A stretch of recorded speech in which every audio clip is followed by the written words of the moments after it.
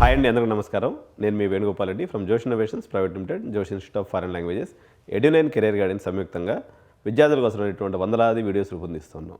కాకపోతే ఈరోజు ఏదైతే నేను వీడియో చేస్తూ ఉన్నానో ఇది కేవలం 2026 సంవత్సరం బ్యాచ్కనే కాదు.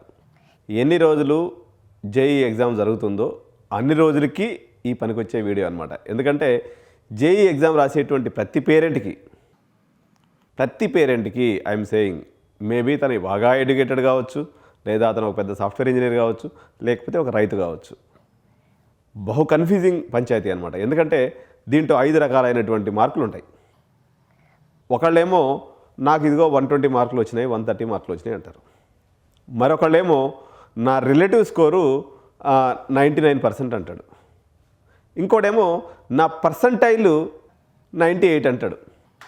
మరొకడేమో నా ర్యాంకు 30,000 అంటాడు. ఒకే ఎగ్జామ్కి సంబంధించి ఎన్ని టెర్మినాలజీస్ ఉన్నాయన్నమాట. ఏమేమి టెర్మినాలజీస్ ఇప్పుడు మనం డిస్కస్ చేస్తున్నాం ఒకసారి చెప్తున్నాను. ఫస్ట్ రా స్కోర్ అంటారు, తర్వాత రిలేటివ్ స్కోర్ అంటారు, తర్వాత పర్సంటైల్ స్కోర్ అంటాడు, దాని తర్వాత ర్యాంక్ అంటాడు. ఏంటి ఈ పంచాయతీ?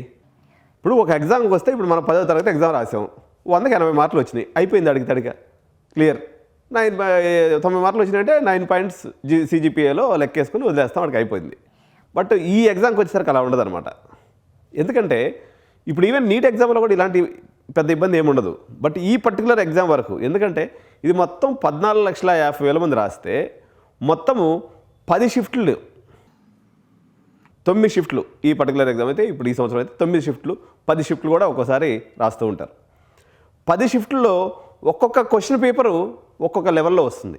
సో ఈ డిఫరెంట్ లెవెల్స్లో వచ్చినటువంటి పేపర్ని ఎప్పుడు పిల్లల వరకైతే వాళ్ళు కాలేజీలో చెప్తుంటారు, కానీ తల్లిదండ్రులకి బయటకు వచ్చేసి మమ్మీ నా ఈరోజు పేపర్ చాలా హార్డ్ వచ్చింది అనగానే పాపం వాడికన్నా ముందు ఈమె గుండె జారిపోతుంది. సో ఇట్లా గుండె జార్చుకోవాల్సినటువంటి అవసరం దేనికి కూడా లేదు. ఎందుకంటే ఇది రిలేటివ్లీ చూసి మార్కులు ఇస్తారనమాట.